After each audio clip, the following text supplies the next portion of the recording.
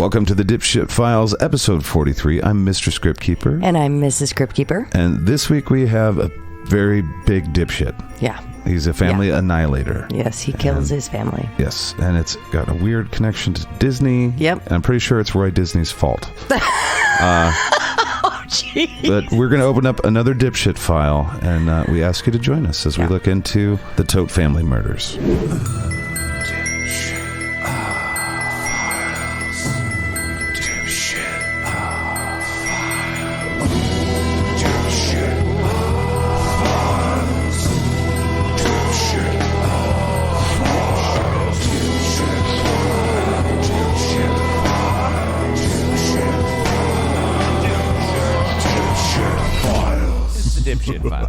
Disney, to some, is a money-hungry conglomerate that is dedicated to price gouging the general population by using nostalgia as a weapon. No, they're just mom and pop. To others, it's their childhood and the first media that they watched that catered to them directly, making shows, parks, and even merchandise into places of their childhood that they couldn't possibly bear to pass up. Making little chitrons the center of the economy. Yeah. And to others still, it's just the name of a company who makes movies and runs the most successful theme parks of all time. Nothing more, nothing less. So regardless of what you think Disney is as a whole, you most likely don't associate Disney with murder, suicide, abuse, and death, especially because their executives have paid a lot of money to make sure any stories about these subjects are pushed down. Yeah. Why else do you think you never hear about the murders that have occurred in Disney parks? How many times have people taken their own lives in hotels and the various attacks that have happened at the parks worldwide? 0 times, I think, is what the correct answer is. How do these incredibly newsworthy situations seem to fly under the radar? Money. Disney is supposed to be the cleanest, safest, happiest place on earth. And if the public knew how dark their history gets, how tainted these places are, and how incredibly unsafe everyone is in them. Oh, shit. Well, the public wouldn't visit. Now, would they? I don't know, but we're going to get a visit from Disney's lawyers pretty quick. And if they wouldn't visit, they won't bring their kids. And if they don't bring their kids, then who's going to buy the merchandise they place into the parks every day? That's true. You know, wife, I will say, Disney's very clean. Get off your high horse, lady. I remember. Very clean. Well, it's been 20 Very clean. And the churros are delicious. 20 plus years since I've been there, so I don't know, but I remember it being very clean. It's very clean. Maybe evil, but clean. In order to make sure the Disney brand is synonymous with childhood and therefore never dies based simply on nostalgia alone, it's imperative that people don't know and don't learn about the darker parts of Disney's history. Hey, wife. It's very clean. From the murders to the abuse, but today we're going to be doing just that. Talking about the darkest day in Disney history to date. Because today, we're going to be talking about the annihilation of the Todt family, which took place in the town established by Disney just minutes away from Disney World, Celebration, Florida.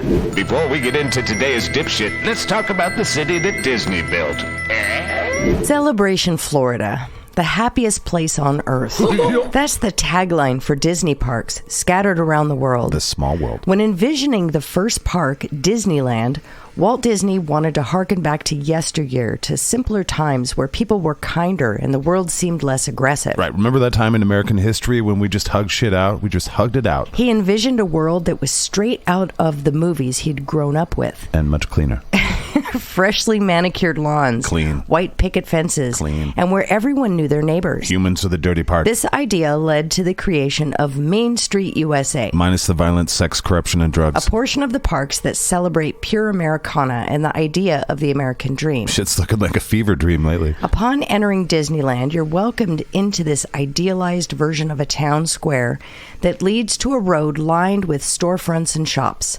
The smell of fresh baked goods fills the streets, intentionally created from hidden locations to trigger comfort in your desire for a sweet treat. The very clean streets. Paid actors sit on the stoops of the shops and apartment building facades to talk kindly to guests. They're very well manicured people. As if they were really your neighbors. Clean neighbors. There's actually a city hall where guest relations is located. And there's no politicians in it because fuck politicians, right? Here, guests can lodge their complaints and get commemorative pins for their birthdays. And there are multiple forms of transportation, from the trolley to the horse-drawn carriages and more. It's basically a movie set come to life. The small strip of land is supposed to place parkgoers into an altered state of being and let them know that they've walked out of the present and into a time where the world isn't as harsh as it seems to be. That's much cleaner. There are no car accidents. There's no road rage. And when people ask how you're doing, they actually care to hear the answer. Bullshit. People are nicer here, and everything just feels comfortable and safe. Certainly safer than an actual street in any real-life town. Which is very dirty. It's supposed to put the average person into an almost sitcom-like existence, in a place of abject comfort, because nothing bad could ever happen here. And on the off chance it does, that bad thing is immediately removed by security personnel, never to be spoken of again. The idealized version of a town was Walt's biggest dream. Wow, Mr. Disney, what's it like to be a man who's accomplished all his biggest dreams? Oh, well, young man, I haven't accomplished my biggest dream. Really, what's your biggest dream? Well, I wanted to create with my bare hands the greatest city ever made. Oh, well, that's really admirable. Then destroy it all while wearing a giant mech suit. Wait, what? I'm gonna fuck it up, but they don't have the technology today, so they're gonna freeze my head. Wait, what the fuck? Oh, when you get rich and crazy like me, you like to build things beautiful to destroy them. Oh, shit. Yeah, it really puts a lead back in your pencil. Yikes. Beyond the fortune from the movies and beyond creating the greatest theme park in the world, he wanted to make this Main Street USA into reality. He wanted to create a town that was perfect, as lovely as it was safe, just like the one he created in his theme park. However, as you are almost likely aware, he never got to do that. Right. When Walt died on December 15, 1966, at the age of 65, he left the company in somewhat of a state of flux. He had projects in the works like Disney World, the largest theme park undertaking any company had ever done. And without him at the helm, people kind of floundered. Especially with Roy Disney at the helm. Time suckers know. It was a dangerous time. So much of the Disney company had been Walt thinking and dreaming up ideas that seemed impossible, and then making them happen. He would walk into the Disney studios with an idea, something that no one had ever done, and tasked his employees with finding a way to make it work. All right, you smart pieces of shit. I want my theme park to be futuristic as fuck. Give me some future things. Yeah, what did you want, Mr. Disney? I want flying cars. How do we do that? I'm just the genius that comes up with these things. You dummies figure it out. I don't think it's possible. Do you have any other ideas, sir? Yeah, how about hoverboards for dogs? Okay. His creativity was the sole driving force, and no one else in the company had any idea what should be done after his passing. Freeze his head. The Florida project, also known as Disney World, was finished by Walt's brother, Roy Disney. Dope. And was a massive success.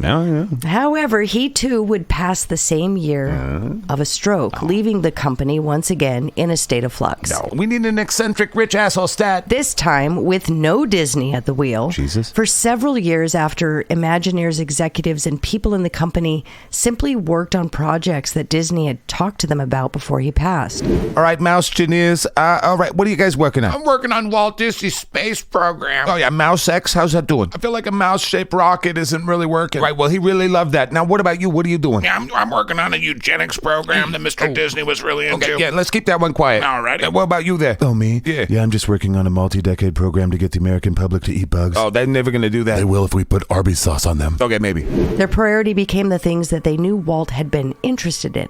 Things that he would be passionate about. Eat the bugs. Trying to recreate the magic that seemed to come effortlessly to him. Wibbity-bibbity. Everyone at the company was looking through their notes, trying to find out what Disney wanted them to do. Freeze his head. Why he would have wanted them to do it. World domination. And how to make it work. Copious amounts of nerds. One of the biggest projects to follow Walt's passing was the completion of Disney World, which was a smashing success.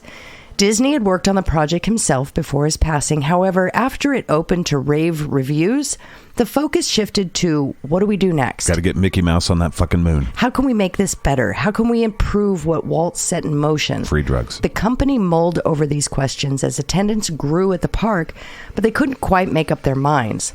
The company already had almost 5,000 acres of land bought outside the park for some sort of possible expansion, but they didn't know what they should do with it. Gator Farm. Should they make it into another land or Gatorland. make it into more hotels for the park? Gator Hotel. When asked what would Disney do, the idea of a Disney-owned and operated town was pitched, like Main Street USA. Come live inside the company. The town would be created with the idea of hearkening back to a simpler time. When the wild roller coasters roamed the the lands. utilizing a concept known as urbanism, which focused on human-scale designs. Hive mind. The emphasis would be establishing community where people would talk to their neighbors and feel comfortable walking to and fro. Greater good. The houses would be manicured with lush gardens, Greater good. large porches, and beautiful trees. Sounds perfect. The homes themselves wouldn't be too gaudy. In fact, they would be reminiscent of older designs. It's just caves. The trees would have speakers inside of them, stealthily hidden, so every morning, come rain or shine, the birds would sing. Yeah, the praises of Lord Mickey Mouse. During the fall, dry leaves would be shipped and placed on the streets, giving the look and feel of autumn. Weird. The streets were designed to encourage residents to walk day or night, and the town had plenty of amenities like its own hospital, library, preschool, and more. Oh, here's our local soil and green processing center. Sweet. What's in that? Well, anyway, this is the Mickey Mouse re-education camp. What? Oh, school. During the winter, the town would pump snow out onto the streets, which would, of course, melt quickly in the Florida heat. And they would also place an ice rink in the town square so the residents could skate to their heart's content. My heart is content just thinking about it. Celebration Florida was Disney's attempt at Main Street USA and gave Disney lovers the chance to practically live in a real-life Disney park, seeing as it was just 6 minutes away by car. 10 if you went by Steamboat Willie. I don't know what I'm saying. It was a Disney lover's paradise, but that doesn't mean it wasn't without criticism. Yeah, like, what the fuck are you weirdos doing? Criticism surrounding the town called out how false and manufactured this place seemed.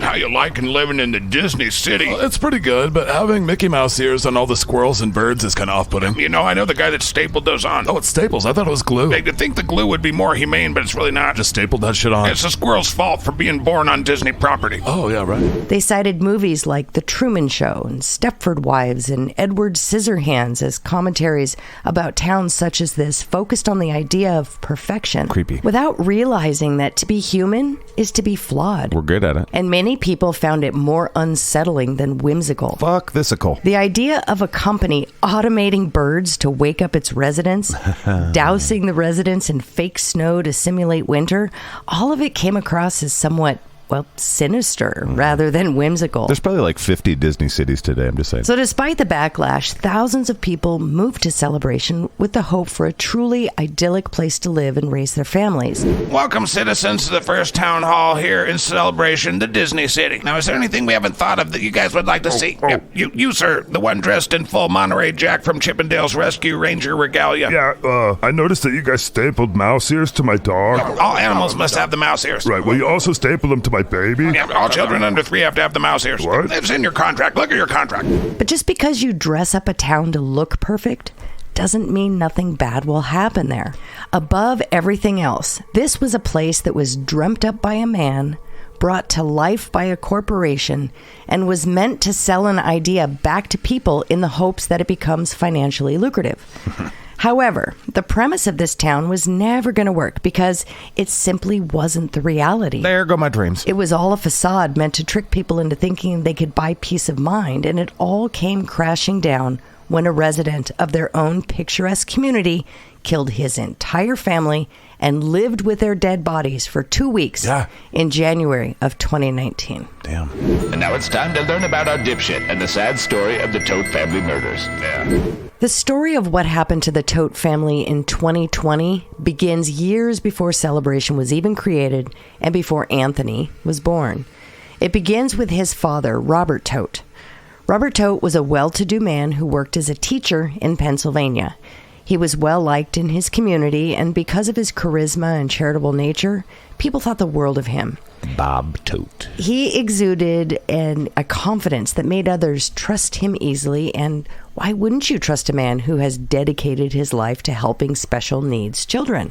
Robert's reputation in the community led him to meeting and later marrying Tony's mother, Loretta, who went on to give him beautiful, healthy children. Maybe not in the head. Loretta loved her husband and her children, and when Robert spoke about going back to school in order to further his education, Loretta supported him without question.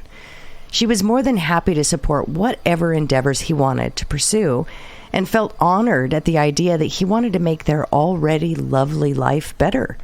Unbeknownst to her, though, Robert wasn't actually going back to school and taking night classes.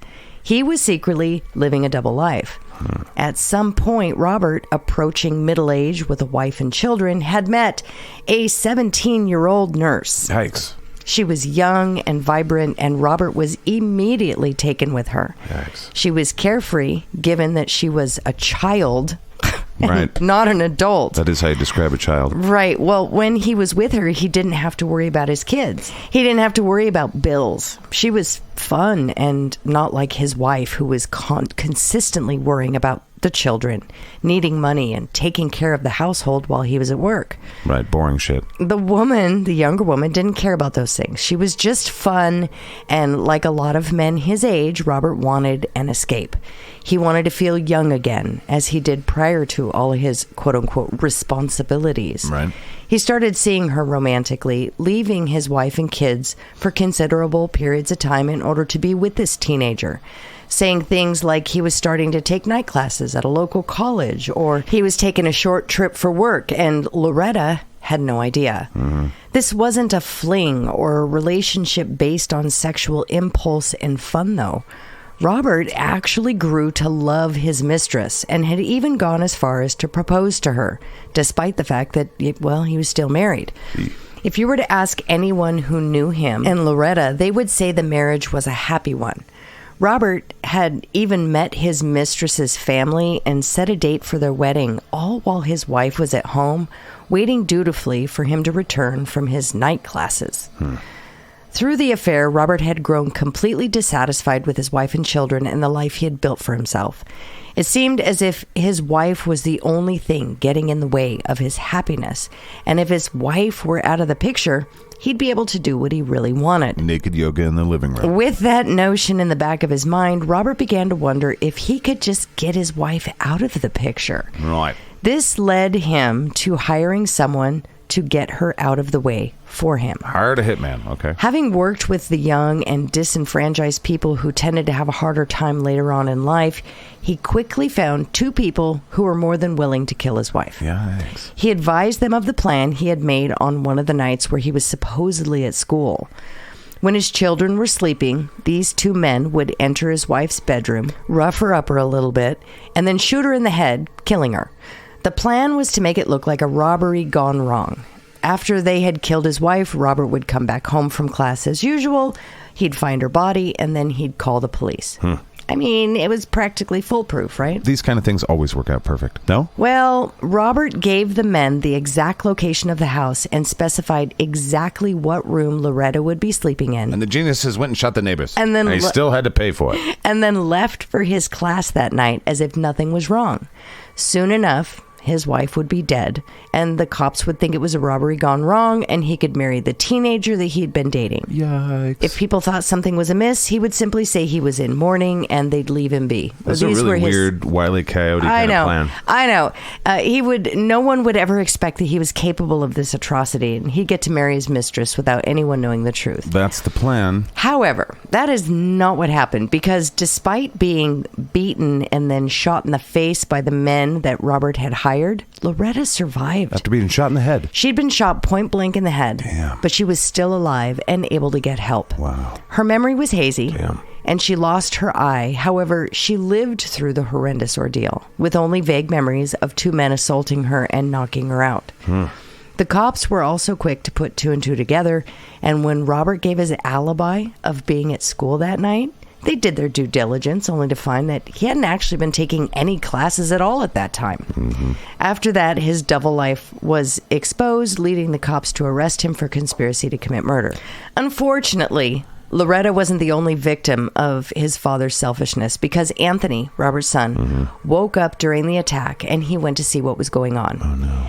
He was greeted by the horrific sight of two men assaulting his mother while she was in bed. Tony recalled how these men looked, what they did, and when one saw him standing in the hallway, the man walked over, picked him up, and placed him back in his room because they hadn't been paid to kill a child, according to Robert. This event changed Tony forever. Watching the violent assault on his mother absolutely traumatized him and left him with emotional scars that would never be healed. He watched the man his father paid to kill his mother attack her. He had to testify as to what he saw, and later watched his mother come to terms with the fact that the man she loved and trusted had been the one to do this to her. Wow. His father's impact on his life wouldn't truly be felt, though, until January of 2020, when Tony revealed to the world how much he took after him. Fuck. There's also the account of them jeans. There's a few of them jeans in old Tony. Poor little Tony. After his father was sentenced to prison for murder for hire of his wife, Anthony became exactly like the community he would choose to live in. A nice and friendly facade of the all-American dream that covers a much darker, dangerous truth. If you were to ask anyone who knew Tony growing up, they would say he was a really great guy. He was described by his teachers and peers as good-natured and friendly without a mean bone in his body. He never had any issues with anyone and always had time to tutor and help his classmates. He was on the honor roll, and he was incredibly well-mannered. His peers loved him too. In his junior and senior years of high school, he was voted class president. In addition to this, he was also a fantastic soccer player and went on to play all 4 years. He just seemed like the kid next door who always wanted to help. He worked hard and treated everyone with respect. The kid that everything seemed to come to easily and who always wanted to do what was right. At the end of his senior year, he was voted most likely to succeed by his classmates, and to everyone around him, it would seem that that was the case. But Tony didn't do it all on his own. In high school, he met the woman who he would later marry and start his family with. Megan, just like Tony, was truly loved by her community. Tony was a people person who was always in the spotlight, whether it be sports, student government, or academics. But Megan was a calmer presence, someone who perfectly balanced Tony. Interviews with their peers would paint Tony as a bit more boisterous in his life, always humble bragging about his accomplishments, whereas Megan was much easier to talk to, always willing to lend an ear and help you with whatever you had going on. She was just as accomplished as Tony, equally as popular, and had a real musical talent. However, she was better known for how she made people feel. Her peers would describe her as calming and positive. She would ease her friends' worries with a look or a smile and never asked for anything in return. Friends found her nurturing and motherly and felt like any issue they had could be resolved through talking to her. When Megan and Tony got together, everyone saw them as the perfect couple. They complemented each other very well, with Megan's quiet, calming presence offsetting Tony's more boisterous antics and vice versa. Tony and Megan nurtured their relationship throughout the years, deciding to go to college together, and then later they got married. In college, the couple continued their reputation for being perfect, with multiple classmates citing them as an amazing couple. One classmate in particular recalled the feeling that they had it all figured out and how calming it was to be around them, especially when they were going through their own crisis. When Tony and Megan graduated, they decided to open a chiropractic clinic in Colchester, Connecticut, called Family Physical Therapy. Through this clinic, Tony gained an even greater reputation in his community than he had in high school. Patients would arrive at their clinic stressed after months of misdiagnosis, thousands of dollars spent in the process, and in the span of what seemed like just a few minutes, Tony would diagnose and help them. Tony would listen to his patients in a way other doctors didn't, letting them know he cared about their health and that he was going to work to help them find out what was wrong. His patients loved him. He became sort of a local celebrity, with his clients going out of their way to repay him for his work, even providing him free services, saying that if he needed anything from their shops or places of business, he'd get it for free. It's like the Godfather. He was recognized when he went out with his family, with people stopping him to tell him how much he had changed their lives, and through word of mouth alone, Family Physical Therapy was able to grow into a second location. Colchester is a small town, so for a small business to require 2 locations is a big deal. Megan was a yoga instructor, which helped them get more clients and made her even more of a staple in the community as well. Tony and Megan were doing great, with their businesses thriving and their reputations glowing in the community, and that didn't slow down when they decided to start growing their family. They had 3 children, Alec, Tyler, and Zoe. And after the birth of Zoe in 2015, Megan decided to take a break from the business and become a stay-at-home mother. She wanted to homeschool the kids and help them pursue their passions. One thing Megan was very interested in was the arts, specifically music. Both Alec and Tyler were taught piano from a very early age and both seen as incredibly gifted musicians. They didn't stop with piano, though, as Alec was also interested in learning violin and Tyler was actually taking folk guitar lessons. As for Zoe, she was too young to learn piano before her untimely death. However, she couldn't wait to start because she truly did love music as well. Because of how hands-on Megan was as a mother, her kids were widely regarded in the community. Their neighbors in Connecticut would talk about how well-behaved Alec, Tyler, and Zoe were and how the boys would go out of their way to help others, which is rare. When it would snow, Alec and Tyler would go to the neighbors' homes without provocation from their parents and ask if anyone needed help shoveling the snow from their driveway. When they would see someone coming home with groceries, they would run over to see if they could help carry the bags. Get the hell away from my bags, children. Megan and Tony would often receive compliments for their children's behavior. The family couldn't seem more perfect if they tried. Sad. Megan was a wonderful mother who gave back to the community. Tony was such a well-respected person that he was treated like a local celebrity and spent his free time coaching youth soccer. Alec, Tyler, and Zoe were seen as the nicest kids in town. Everything appeared to be perfect. But that's what Tony wanted people to think. Seeing perfection was more important to Tony than anything else because just like the town of Celebration, Tony's entire life was a fucking facade. However, starting in 2017, that facade would start to crumble. The first crack was in 2017 when, according to Tony, on a vacation to Disney World, Megan was bitten by a bug and was infected with Lyme disease. So according to the CDC, Lyme disease is transmitted to humans through the bite of an infected black-legged tick. Typical symptoms include fever, headache, fatigue, and a skin rash. If left untreated, infection can spread to the joints, the heart, and the nervous system. However, most cases of Lyme disease can be treated successfully within a few weeks of antibiotics. According to Tony, on one of the family's multiple trips to Disney World, a place they loved, by the way, Megan had been bitten by a tick and infected. In further statements he would give to both the police and later to his father, he would say that this case of Lyme disease was more severe than any other case and that it would cause Megan to lose a significant amount of weight and that they had sought treatment from multiple doctors only to be told that there was no help for Megan. Megan was said to be in a tremendous amount of pain, unable to get herself out of bed, take care of the children, or really do anything, forced to rely on Tony for practically everything. This led Tony to, quote, dedicate his life to trying to find the cure, end quote. Now, from what I found, there is no proof of any of this being true. Because of Megan's diagnosis, she and Tony decided to move their entire family from Connecticut to Florida, more specifically, Celebration, Florida.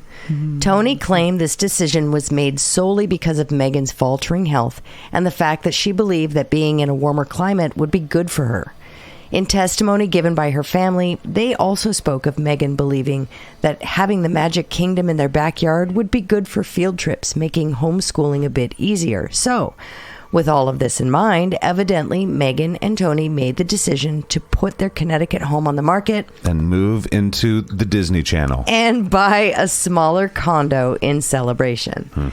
Despite selling their house and the entire family moving states away, Tony would continue to work in Connecticut at his 2 physical therapy clinics alone. He would work Tuesday through Friday, fly to Florida on Friday night, stay with his family during the weekend, and then fly back to Connecticut on Monday to work on Tuesday again. So while in Connecticut, he would either stay with his family at a hotel or at times he'd even stay in his offices, sleeping on the floor. To the outside world, everything still seemed fine. People thought it was an odd arrangement, especially when Tony and Megan decided to rent out a separate home alongside their condo in Celebration, when during half the week, Tony would be sleeping at his workplace, but they respected Tony and Megan, so whatever questions they had, they kept it to themselves. Tony stated this move had been good for the family. However, there was a noticeable shift in Megan and the kids. In Colchester, Megan had been a staple in the community. She had worked as a yoga instructor, she'd been active in the community, and everyone knew her as a positive, calming woman that you could always count on if you needed a hand. She and her kids were always out and about. But upon moving to Celebration, she became more reserved. Her neighbors didn't see her very much, and they didn't know much about her. The same thing occurred with the boys. While they were in Connecticut, their neighbors loved them, stating they were kind and always going above and beyond to help others. And when they weren't doing that, they were outside playing, making friends, and, well, just being kids. However, although their neighbors in Celebration thought they were very nice, they didn't know them very well. They were rarely seen, and they didn't interact much with others and basically just kept to themselves. The move seemed to shift the family radically, and it appeared to be in a negative way. Of course, Megan could have been sick, which would account for the change in her behavior, but it seemed like the entire family was affected, and no one seemed to know why. For what it's worth, Tony seemed his regular self back in Connecticut. He was still talkative and engaging, and his patients still had the utmost respect for him. He even went so far as to buy a $100,000 treadmill to do hydrotherapy for some of them, showing his willingness to go above and beyond. Damn. So whatever cracks were showing in Florida weren't present in Connecticut. However, that stopped being the case in 2019. People started to notice a change in Tony. Megan and the family were still in Florida, basking in the sun and living 10 minutes away from Disney World. However, Tony wasn't doing so well. He had put on a considerable amount of weight, and according to his own testimony, had been diagnosed with diabetes, and the once confident, engaging, energetic man was now coming across as reserved and stressed. His patients noticed the change, with him spending less and less time with them and more time on his phone. He was no longer attentive or caring, asking them questions to get to the bottom of what was going on. He was in his own world, it seems, stressing about Candy Crush. whatever was on the other end of his phone. Candy Crush. Uncaring about the person in front of him. It was so apparent that one patient called him out on his behavior, only for Tony to physically recoil and state that he's just a bit stressed and overworked. Between the two storefronts, his wife's illness, his own diabetes diagnosis, his crazy work schedule, and the fact that he didn't have a place to live half the week, it was understandable to most that he'd been a little bit anxious. What wasn't understandable was why he had been charging his clients for care they hadn't gotten on days when he wasn't even in the office. In April of 2019, the FBI started investigating Tony for fraud. They had been alerted to possible fraudulent activity from his business when a concerned client had reported that their insurance had been billed for months of care that they had never received, and thousands of dollars had been charged to their insurance. This was by no means an isolated incident either. Many of Tony's clients, the people who revered him and spoke about him so incredibly high, had been purposely overcharged by his clinic to the amount of hundreds of thousands of dollars. Wow. And given that everything had to be run through his patient's insurance, many people remained ignorant about the fact that he was stealing money at all. Yeah. Tony had spent the better part of his career double, sometimes triple, billing his patients. Dick. Stealing their money and pocketing the rest in order to pay for his lifestyle. Living in Disney World. Living in the Disney Channel. A lifestyle that included renting 2 properties right outside of Disney World, multiple vacations to Disney World and Disney parks, frequent flights in and out of Florida, and more. He did all that work just so he could fucking... It's like, I got a churro, I can hang out with Goofy and Mickey Mouse, and I get pictures with the kids. To the outside world, it just appeared that Tony was an incredibly successful man whose career allowed him to live an opulent life. But in reality, he was ripping people off. He was stealing what he could from whom he could with the hopes that no one would notice. He was living an incredibly luxurious lifestyle, one that he could by no means afford. But it was much more important for him to make people think that he was doing amazing than to come clean about his actions. And also to hang out with Goofy every weekend. Despite his overcharging, taking on multiple loans and more, Tony still didn't have enough money to dig himself and his business out of the hole that he had dug. When his employees would try and cash their checks every week, they would bounce due to insufficient funds on his end. Damn. He would always blame the bank or say that there was just an error and they should try again, but it was clear to see something was very wrong. More and more of his employees started to notice how stressed and scared Tony seemed, and they knew something had to be wrong. The FBI started investigating Tony in early April of 2019, and that's where they found countless cases of fraud attached to his medical practice, with him obviously charging clients after they had finished their treatments and overcharging people for things they didn't need.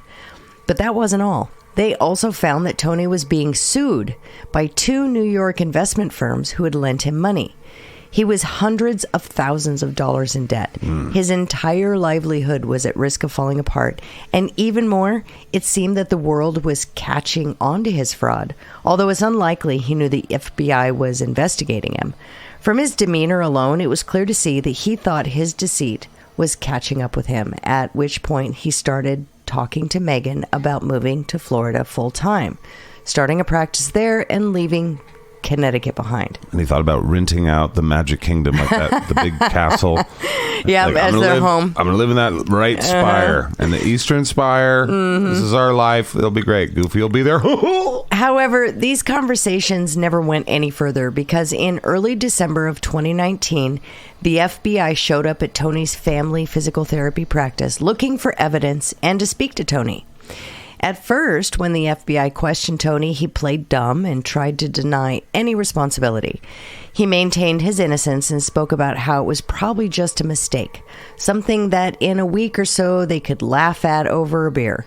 He hadn't meant to charge the client that so many times. It was probably just a processing error. There's no way he'd defraud his customers. He was Tony Todt.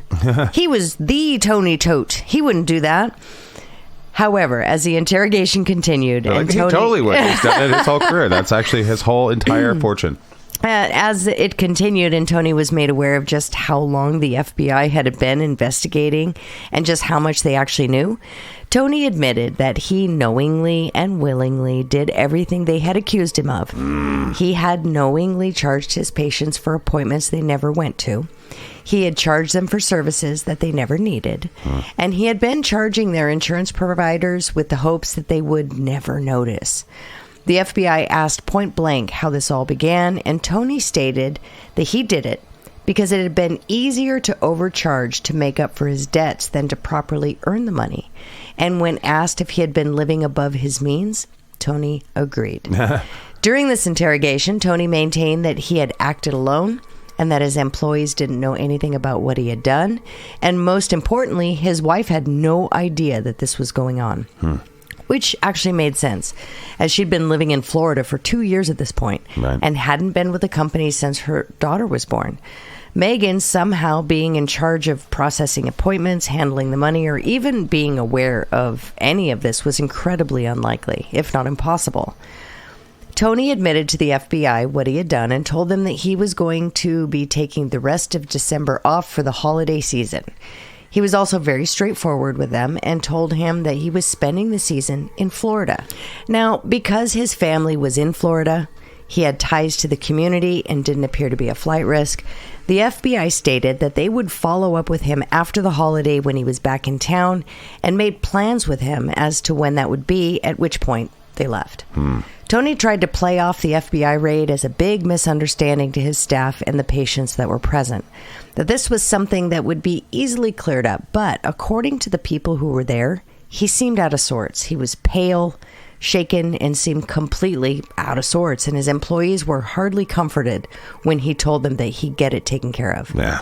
Some even put together that this had something to do with money and their paychecks, but they had no way of knowing just how crumbled Tony's facade had become. And though the majority of people didn't know it, that day, when Tony stood in front of his employees and clients, pale and shaking, people saw the real him. No longer confident and caring, but weak, scared, and unsure what to do. Tony had been exposed for the first time in his life, and he knew it. After the FBI left his office, Tony was out the door. His lies had caught up to him, and he was quick to make his getaway, and that would be the last time any of his employees, family, or friends would actually see Tony in person. For the first time since they moved in 2017, Tony and Megan made the decision to stay in Florida for Christmas. Because of the beautiful winter in Connecticut and the fact that they both had family near, they always made the trip up to Colchester during the winter. But surprisingly, in 2019, they opted to stay in Florida. A couple of reasons were given for this, both by Tony and allegedly by Megan. Evidently, Megan was seemingly too sick to travel, and they wanted to stay in Florida because she wanted to use their surroundings, specifically one location in her curriculum for their homeschooling. The later reason directly went against the first reason, but neither was really the truth. So according to multiple sources, Megan had also had a slight falling out with her mother as well. So many thought the reason they weren't going to be venturing back had something to do with that. Regardless, their plans were to stay in Florida and at some point in the new year, travel up to Connecticut to go visit their relatives. However, after Tony left that night, things seemed to take a turn. After Tony had arrived in Florida, Megan sent a text to their family stating that the entire family had come down with the flu and they were too sick to talk on the phone. Megan seemed to emphasize this fact that no one would be able to talk to them except through text, even on the holidays. Their extended family was concerned, of course, because an entire family being too sick to even call and say Merry Christmas was a bit alarming. However, they weren't aware of the true horror that had befallen their relatives. A week before Christmas, Tony texted the family again, stating that Megan and the kids and himself would be going, quote, off the grid and turning off their phones for the time being, meaning that absolutely no other members of the family would be able to contact them. Thanks. He also stated that Megan had already lost her phone, so they wouldn't be able to talk to anyone anyway, with the exception of himself. Again, this was concerning to the extended family, but they didn't really know what to think at this point. As time went on, Chrissy, Tony's sister, became exceedingly concerned about her family. The last time they heard from Megan, who they assumed was Megan, she had stated that they were all too sick to talk. That the entire family was so ill that they wouldn't even be able to speak to anyone. And now her brother was saying that they were going off the grid and would not be able to talk to anyone for quite some time. This is not normal behavior, and she'd been concerned about her brother for a while anyway. So on December 29th, 4 days after Christmas, and 13 days after she got that text from Tony, Christy called the local sheriff's department in Florida, asking them to do a welfare check on the family. She was concerned something was wrong and advised the police of the odd circumstance, specifically that they had said that they were very sick and she was scared something had happened to them. The sheriff went out to the home but found nothing out of place and the home seemingly empty. They knocked on the door, announced themselves, walked around the perimeter, but sensed no movement in the home, saw unopened mail on the porch, and seeing as they had no reason to expect foul play, they left the home. This was not the helpful update that Chrissy had wanted. However, she remembered that the home was only one of two properties that her brother and Megan had owned, so she called back to the police and asked them to check on the condo as well. Just like before, the police went out to the Paradise condo, knocked on the door, and waited. Sensing no movement and seeing no signs of foul play, they left again, and they saw nothing out of the ordinary. Nothing seemed amiss. Everything was locked and secured, and seeing it was against the law to enter a home without probable cause, they left. Law enforcement did their best to ease Chrissy's worries, using her own account of the situation and reminding her brother and his family usually traveled during the holidays. Them not being home made sense, and they themselves had stated that they didn't want to be contacted. Off the grid. They tried to assure her that this was much more likely, that they were just away for the holidays and would be back soon, given the state of the house. 8 days later, Chrissy received a text from her brother's phone. Only it wasn't her brother who sent it. Her brother's phone was found in a Starbucks in Sarasota, Florida by an unknown stranger. And this stranger was able to unlock it and upon seeing the messages from Chrissy, reached out to see if they could give it back to the person it belonged to. At the same time this was happening, a neighbor of Tony's reached out to Chrissy, telling her that there was now an eviction notice on the family's door. Chrissy tried to get in contact with the family once more, but was met with radio silence. Then she got another disturbing call, this time from the FBI. Tony had told the FBI that he would be back after Christmas in late December or early January with his lawyer to discuss what he had done, while Tony later said he thought he'd gotten off with a slap on the wrist and said as much to the people in his life. Right. He was actually looking at 2 years in federal prison and was made aware of that by the FBI in his initial interrogation. However, it was January and they hadn't been able to contact Tony. His business still had signs on the windows stating that he would be back in the new year. His employees had no idea where he was, and they were growing more and more concerned as time went on and the FBI couldn't get a hold of Tony.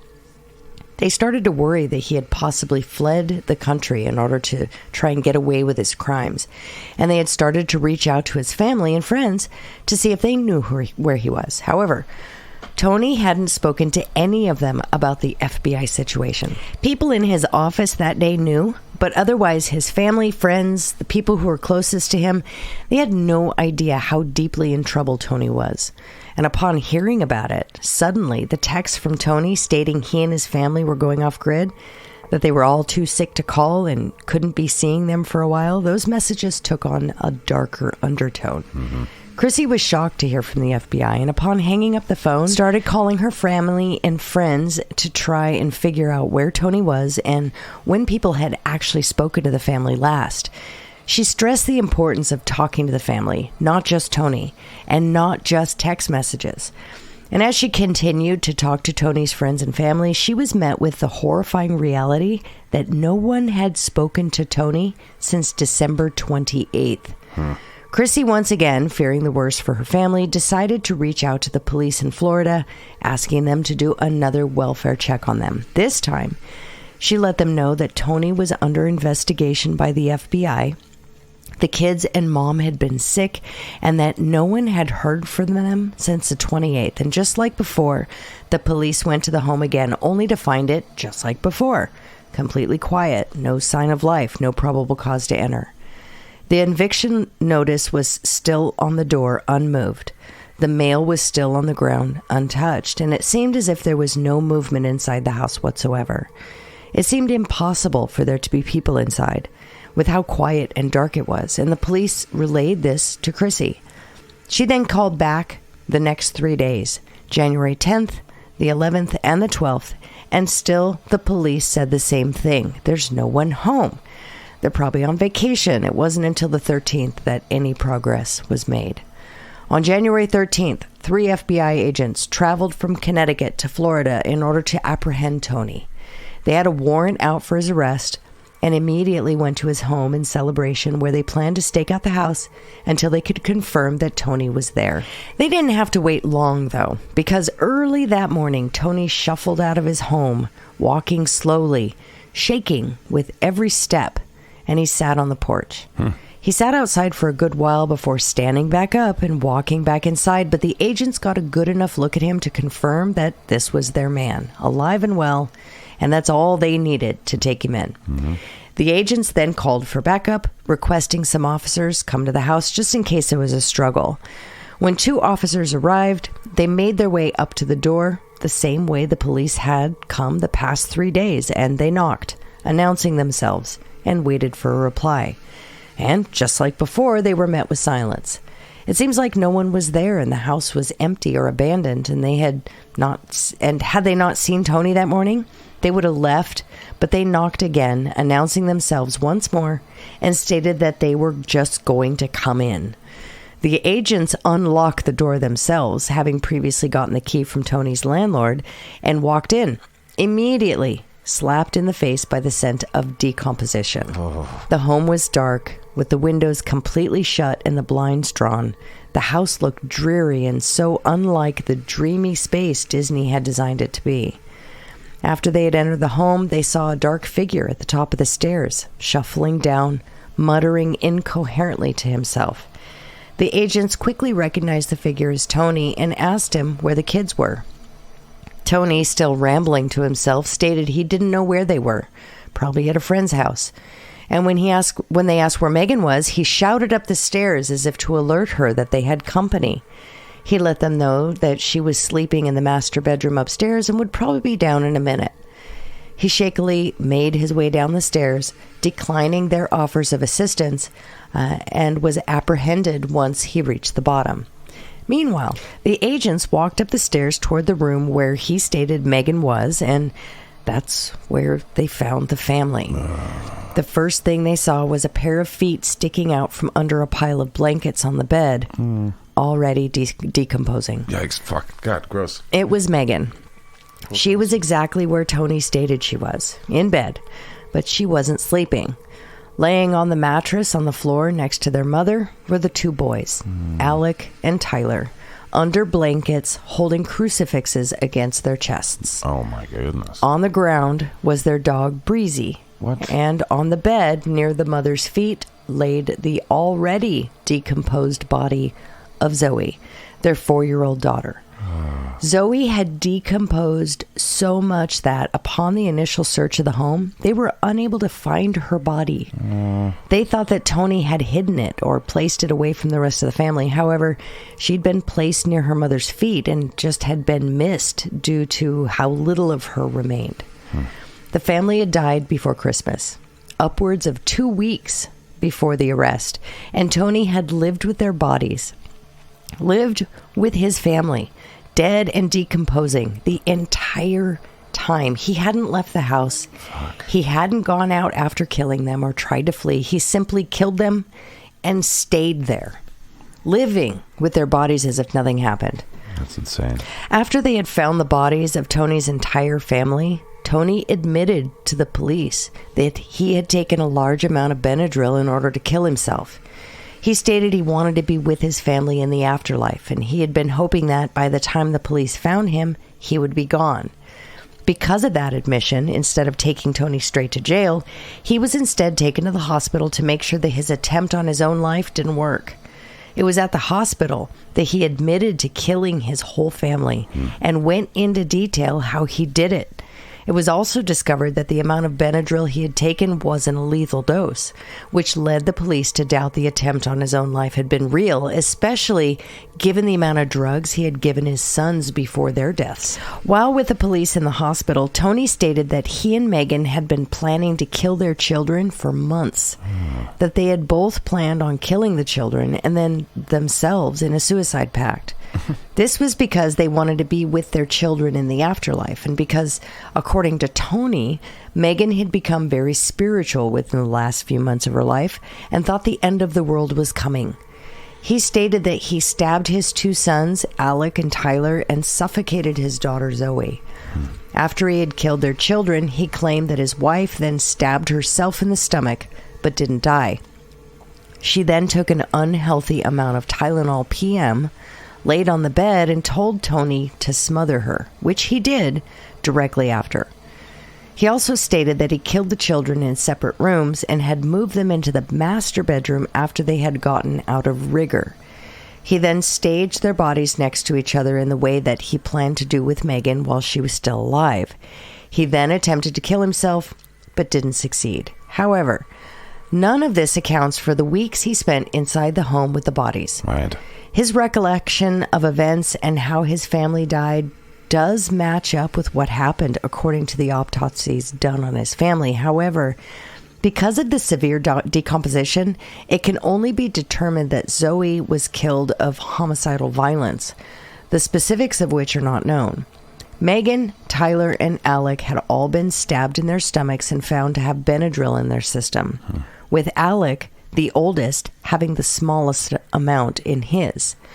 Now, while we don't know why this occurred, it is widely speculated that Alec was the first person that Tony attacked with the intention to kill and was able to fight back, which can be seen in the defensive wounds on Tony's hands and his body. In his final moments, he scratched and clawed at his dad, but was overpowered. After he passed, it's thought that Tony had the remainder of the family take the Benadryl to make the killings easier for him. That's simply speculation, but given the evidence left on Tony and the lack of Benadryl in his eldest son's system, it's what's most believed happened. After Tony was released from the hospital and placed in jail to await his trial, Tony recanted his admission, stating that he had no memory of what he had done and that he was not of sound body or mind when he had been originally questioned. Despite the fact that he knew things that only the killer would have known, the fact that he lived with his family's dead bodies for so long they started to decompose around him, That's a big tip-off. he was now claiming his own innocence, stating Megan had killed the children and then herself, and that he had been in a fugue state after completely traumatized. Tony stated his initial confession was made while he was under duress, directly after a suicide attempt, and that he was essentially had no idea what he was talking about. He then went further to claim that he had no idea and absolutely no memory of what happened between when he arrived in Florida to the week after he entered prison. He's gone back and forth on this statement, saying he has no memory of certain events, then going on to talk about them in extreme detail. Tony has continued to make various statements like this one to various people, all of which negate previous statements or built upon them, but it's unclear what really happened. According to one of Tony's statements, Megan asked him to go to their condo to retrieve a necklace for Zoe. So he went over to the condo, however, he forgot his key. And rather than return to the house to grab it, he stayed at the condo for upwards of 2 hours looking for it. He then went back home where Megan was presumably killing the children and then got a crowbar. He then returned to the condo, used the crowbar to open the door, and spent the next couple of hours looking in earnest for the Mickey Mouse necklace. He couldn't find it, but was so exhausted from his search that he accidentally fell asleep on the couch in the condo, only to wake up the next morning and return home. When Tony returned home, he found that Megan had killed the children using what he classified as a Benadryl pudding pie. Oh, my God. She had killed the kids and told Tony that she was going to be killing herself as well.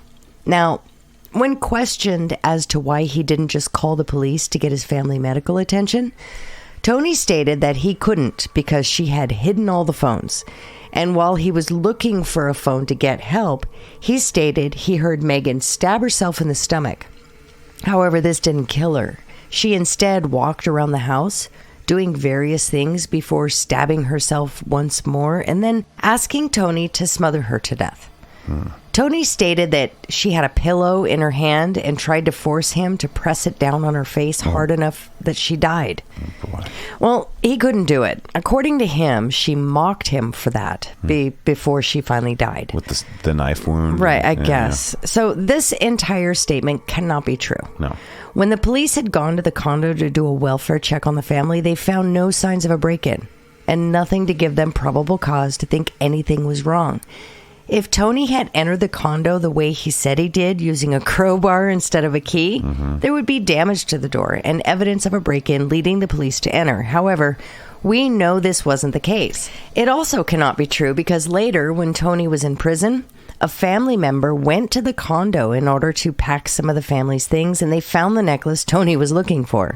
It was exactly where Tony stated he had looked, meaning that it was unlikely he looked for it at all. Right. It was also unlikely to be true because medications like Benadryl lose their potency and effectiveness when they're put to any extreme temperature. So if Megan were to bake Benadryl into a pie the way Tony stated, that would require it to be put in an oven at extreme temperatures. And if it was a pudding pie, that requires then for it to be refrigerated in the extreme cold, meaning the effectiveness of this poison pie would be extremely weak. The story also doesn't account for the reason why Tony had defensive marks all over his hands and neck, presumably from killing his eldest son. Tony then changed his story again to state that he had gone to the condo and simply fallen asleep in the car outside due to his own exhaustion from having to take care of Megan. Oh, he's the victim. I get it. So, In the run-up to the trial, there have only been 2 further statements given by Tony himself. One in the form of a phone call he had with his sister, Chrissy, and a letter he sent to his father, Robert, and his statements conflict and change in both of these statements. First, the phone call is more in line with statements that Tony had previously given, all the way up to the crazy mad search for his daughter's necklace. Megan told him where to look, and he had evidently tore the place apart looking for it, so much so that he exhausted himself and fell asleep over a fucking necklace. However, what's interesting is the fact that Chrissy, she's the one that went later to the condo to pack up the family's belongings. She was able to quickly locate that Mickey Mouse necklace and that Tony had spent hours looking for. She found it exactly where he said Megan told him to look. So that's making it unlikely he'd spent any time at all in the condo looking for it himself. Right. Well, he hasn't been truthful at this point at all. The guy, it's just ridiculous. Additionally, Tony did write a letter to his father, Robert Todt, explaining what had happened and why he did what he did. This retelling conflicts greatly with all of the other versions of events that he has given. This letter had to be screened by the police and was leaked to the press in full. It contains Tony's newest version of events and gives better insight into the kind of man he was. Dipshit. Now, this letter can be found on the internet in its entirety, and if you're interested in reading it, go ahead and look for it. Nope. I thought about covering it here. Actually, I had it in this script. And I cut that part of the story out because it absolutely enraged me. And I went on a verbal fucking onslaught for almost 3 pages of writing, just bashing every sentence of this stupid narcissistic letter. Right. So I got rid of it. Okay. Yeah. Anywho. We'll talk about it at the end, maybe. Maybe. So the trial began in December of 2021, and it ended in April of 2022. After only 6 hours of deliberation, Anthony Todt was found guilty of 4 counts of first-degree murder and 1 count of animal cruelty. Good. Quote, a jury has unanimously determined after listening to the evidence that you, Anthony John Todt, are a destroyer of worlds. End quote. Circuit Judge Keith A. Karsten said.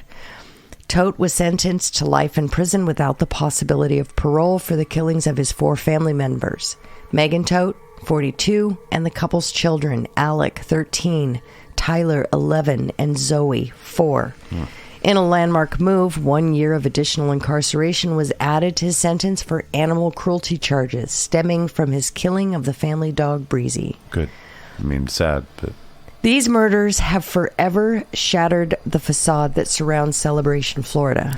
What was thought as a near utopian society built by people at Disney is forever connected to this heinous crime, and that is a stain that will never wash out. Sheesh. All right, well, let's talk about it on the other side of this. Well, let's see what our dipshits think about this, huh? Yeah. All right, so the obvious question to start this with is, does enjoying the Disney company's products and materials drive a percentage of people insane? And are they all living in places like Celebration, Florida, where they're like, just get me next to Goofy. I want my kids to graduate next to Goofy. I need Donald Duck involved with the judicial process. It's, I described Celebration, Florida, this town, because it creeped me out. It reminds me of a movie called Pleasantville. Yes. Yeah, where it's all black and white. Yeah, it's just all... It creeped me out. So kind of digging a little bit into it. I mean, I understand the plan and the premise. Mm-hmm. And I get this utopian idea and how beautiful it is. Sure. But we're human and we're messy and we're flawed and we fuck up. If it sounds too good to be true. Having something that is seemingly perfect... although it's nice to aspire to, it will not exist because humans. Right. And the town creeped me out, although I think it would be pretty to look at, just like Disneyland is nice to visit. Yeah, it's a really nice plan. It looks really cool. It's just not, it's not workable. And this just goes to show you that bad shit happens no matter where you live. Yeah, no matter how much you try and plan for it. Right. So I may have been a little harsh in my description, but... It really creeped me out, this idea that, I mean, I love a nice yard and beautiful flowers, just like anyone else. I really do. I can appreciate, wow, that's a pretty, that's a beautiful and uniform lawn. things where you're like, oh wow, look at a whole row of. It pleases my OCD when things look nice. That's what it feels like. What Walt Disney was doing. He's like, I need things to be fucking round. Right. I need circles. I need fucking perfect things. I don't want any fucking off things. Right, and I get that, but I think if I drove down a street and everything was absolutely pristine, right after another, and everyone is waving from the street, and I think I'd be creeped out. I really do.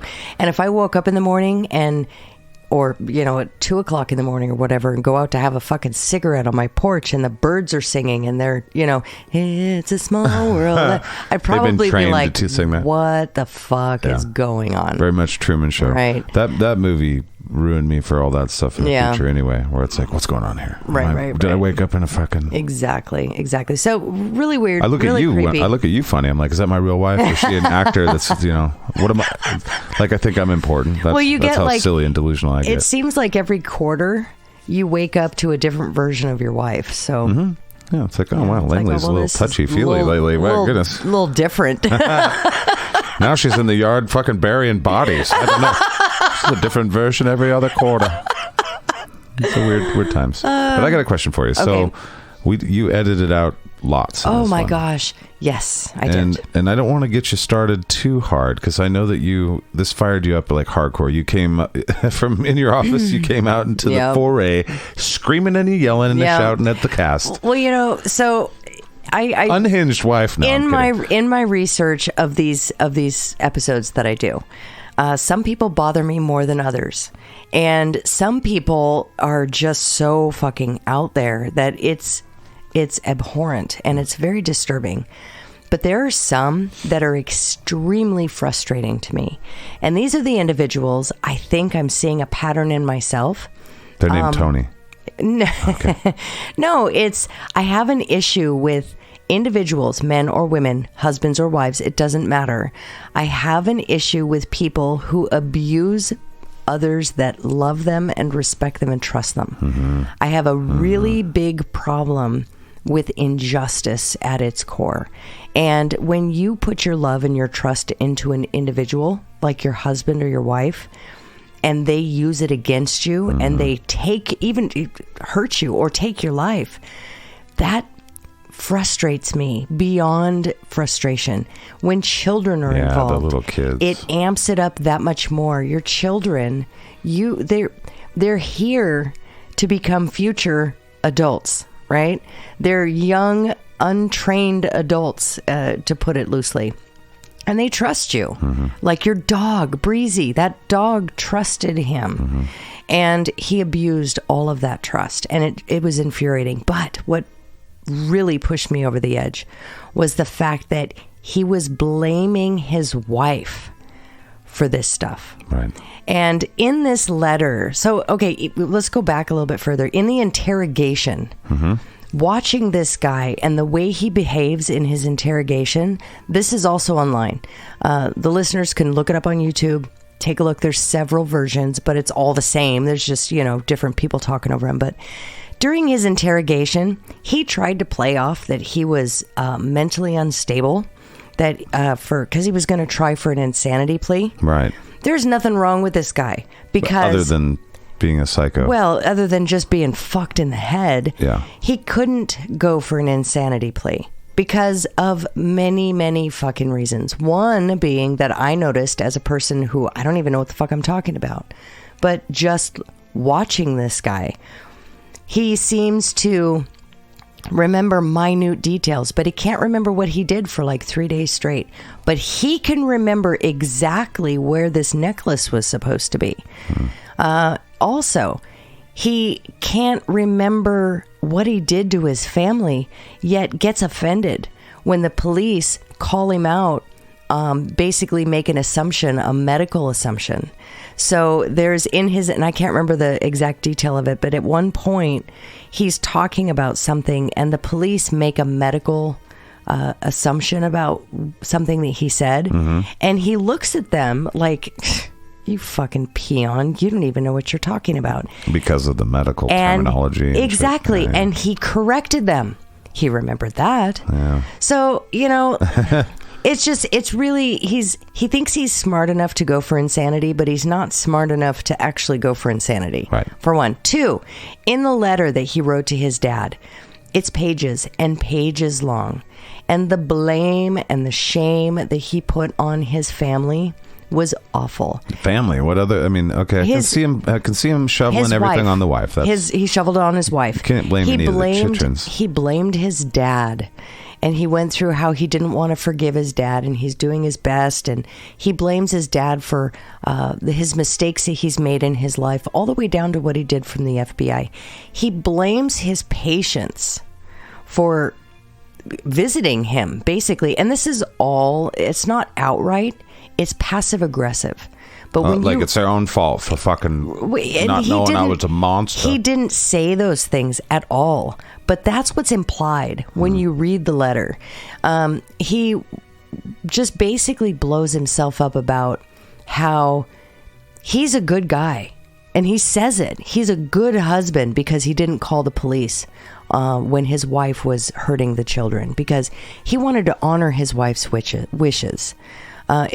It's really, hope he really... didn't write, well, I'm a good father because, the time had come. He basically wanted everyone to know what a good father and a good husband he was. The other thing this is so new that it's so sensitive. Forgive me if I'm a little flippant with stuff. This is a very new case. Well, the other part about this letter was he introed the letter by saying, I don't want anyone to read this. He wrote this letter out to his dad, typed it basically, or maybe he wrote, I can't remember if he typed it or wrote it, but anyways, he had an injured hand because when the police took him down, they did it too rough, and he's innocent, remember? Right. And they hurt him, and he's injured, and he used words like experiencing excruciating pain while I'm writing, so forgive me if this is blah, blah, blah. Anyways, bullshit. The thing is, he told his dad, don't share this with anybody except for your wife because this is a private, personal letter. Fucking dude knew that everything that leaves gets inspected. Read. Yeah, absolutely. And the narrative that he spun in this letter was, first of all, unbelievable, completely unbelievable, over the top. He thinks he's so fucking smart. Right. He's like, don't let anybody see this. Wink.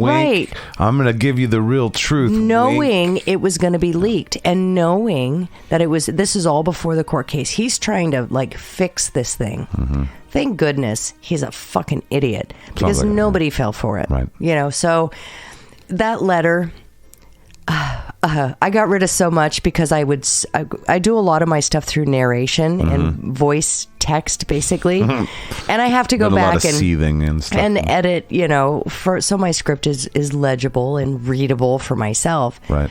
And I stopped. I'd read 2 or 3 sentences and I'd be like, oh, fuck, what? And then I'd go off on this thing. What a fucking idiot. I hate people like this. And then I'd go on and go back to his letter and be like, oh, God. So I had to get rid of a bunch of stuff. Okay. Well, give us an example of something that you automatically just were like, no. All of the things, but what you just said, I for sure, shared it with you. I shared it with you. Those were all the things that you're just like, no way. No fucking way. Yeah. The main thing was what a good husband he was. Okay. And he's talking what about... did it sound like? Like, he's like, Dad, I'm so good, but I'm not as good as I could be because of you. And also, please send money. No, Okay, so what I'll do is I'm just going to read the first couple of sentences of this letter. You're going to get the feel just from the first few sentences. Okay, was it going to set you off? Maybe, okay. maybe. Right, here we go. So here we go. This is the letter. This is how it begins. Please excuse the impersonal nature of printing in this letter, but seeing as it's too excruciatingly painful to write legible script, it will have to do. I'll explain later. I have recently been released off of a suicide watch as I was placed, due to the circumstances, horrific as they were, in December of 2019, that the media and the sheriff's department here are making me out to be the next butcher of Baghdad. Thanks to the counseling here and my sister, I'm beginning to resemble the proud and strong man I was prior to the incident, which shattered me beyond comprehensible ways. Holy shit. I remain in isolated, protected custody to protect me, as I am not jail material, and to protect my case. Under the jail. I write to you in response to the letters I received from you to correct all the inaccuracies created and generated by the creative writing machine, the press, to sell papers in the shares department, who want to score a big win after screwing up a prior murder case that the governor of Florida had to intervene and move it out of the district. To respond to your absurd allegations in your last letter, this is to his father, by the way, and to offer you forgiveness. Oh. First of all, I am 10,000% innocent of all these preposterous charges, both on the state case and on the proposed Medicaid fraud case. The statements taken from me were interesting, to say the least. I'm writing to you in confidence. Please do not share with anyone but your wife, as I need not be shown off as a trophy again. Nor do I need to contend with the results of the telephone game when it comes to testify in a couple of months. Please do not break my confidence before continuing. It is important to note that despite Tony okay, anyways. So it's me going, exactly. I'm a kick-ass. And he talks about this. So anyways. Yeah, all right. Thank you. You're welcome. But it's fucking... And it's 7 pages of that 7 pages. And that's in pages. That's our pages. Well, I've got it in pages, yeah. So anyways. That's a lot of words. That's that's a couple thousand words. I removed it because, excruciating pain, but he typed fucking 10 pages. Or he printed it. Well, fuck him. I hope he's still alive, though. He's sitting in jail. And April of 2022, 4 life sentences plus a year because of animal abuse, because of poor Breezy. Yeah, poor Breezy. And his children and his wife. Of course. Yes. That goes without saying. But wow. I still don't get over, I can't get over how humans talk about life sentences and stuff. And I get there's technical things where a life sentence isn't really a life sentence. There's parole shit. But it's like life sentence, no parole. You don't need an extra life sentence because you can't do it. I mean, you get 1 life. Pretend this is weird, but not to dwell on such silly things. But so, I mean, we walk away from this guy. We're not doing our meter. What do you think? I mean, he's just another case of a delusional, narcissistic, sociopathic ass, as far as I'm concerned. And it's probably Disney's fault. Right? I mean, they were looking for the Disney key. They're living in the Disney's fucking Disney Channel fucking city. I mean, things were like, I just need to get to Disneyland. He went into debt so he could have churros while I know. Don't worry, little Tony. Shit. I don't know. That's a weird one. Thank you for bringing it to our attention. I've never heard of him before. Most people haven't heard of this guy because he's not a prolific murderer. It's these family annihilators. It's these family annihilators that come in crazy stories and just fucking wipe out their family. Before we end this thing, did it ever seem like he had a guilty conscience? Guilty conscience for stealing money. Right. But not guilty conscience for killing his family. Yeah. So what that leads me to believe is he didn't have a guilty conscience for stealing money. He was nervous and anxious because he knew he was going to get caught. Yeah. And that's why he killed his family. He didn't want his family to know he had fucked up royally. He didn't want to have to present to everybody that he's a total piece of shit. And especially his kids and his wife. That's my uneducated opinion. That sounds right to me. And it seems to me that there's a pattern with these family annihilators, specifically the fathers, when they come in and they kill the entire family, and some of the mothers too that have come in and killed mostly their children. But when they do these things, they're trying to cover up their own faults and their own shortcomings, because so they don't have to face them and tell them, I failed and it's been alive for 10 years. The thing is, that's a weird thing to me, because instead, nobody likes the discomfort of admitting that you fucked up. No one likes to feel judged, and no one likes to feel like a failure in any way. That is normal stuff. It's normal human shit. We've all experienced it. None of us want to face it. But is that actually worse than murdering your family? No. That's the mind-boggling part. Yeah. The emotional reaction to shame. It's a lot of shame. That's why is worse than killing your family. I just don't get it. It's just different folk. Oh, make really? The world go round, I guess. Not necessarily desirable folk. Yeah. Well, that's our story. Well, thank you for the research. Thank you for presenting that. I didn't have much to say because I was just intrigued by. I can't believe how this world works. There's just some crazy shit that happens. Weird place. Beautiful place. Very much so. Really beautiful place. And people, there's a whole bunch of different people out there. Some of them suck. It's not a lot. No, very tiny. Most of them seem like that they're good. I mean, we all people. kind of suck. We're all human, but we're also all very, very good and capable of greatness. Right, and suck to this capacity? No, it's very rare. Yeah. Yeah. Maybe I should bring some good stories to the Dipshit Files, but then it wouldn't be the Dipshit Files. No, we can always be the dipshits looking at non-dipshit stuff. Right. It's good stuff. All right, that is the end. How do they get a hold of us? Info@SKATCAST.com. Okay, where do they find our merch? Well, it's SKATCAST.com. Kick-ass. How do they get on to Patreon and join the Patreon? Patreon.com/SKATCAST. Excellent. And what's the name of the guy that's the shitbox wizard that we thank every week? The Shitbox Wizard. Oh, yeah, that's right.